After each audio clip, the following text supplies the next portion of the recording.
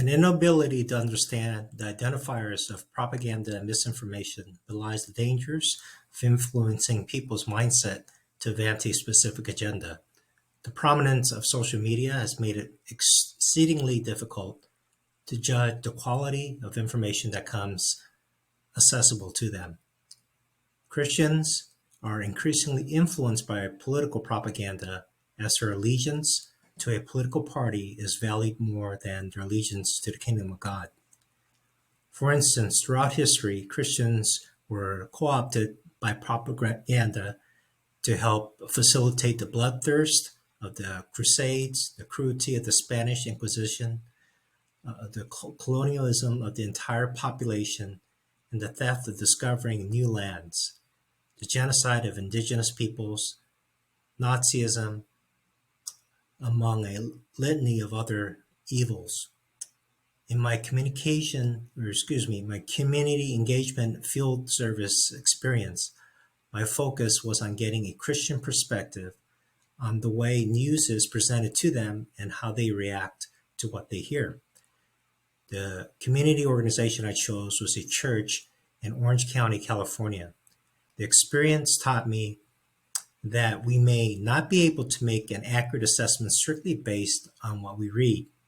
As I will explain later, some of the survey results, particularly when it comes to whether the respondent gets their news and whether it is important to be well informed, are in sharp contrast to what is generally reported about millennials.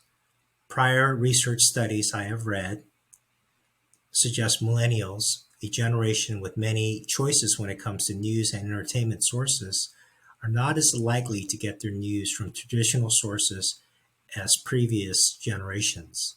The role of social media as a news source for millennials is finding that news platforms like Facebook and Twitter, where there is less accountability in consumer source relationship to ensure credible news coverage, are viewed heavily compared to other outlet options. Fake news stems from misinformation. It can cause polarization of public opinion.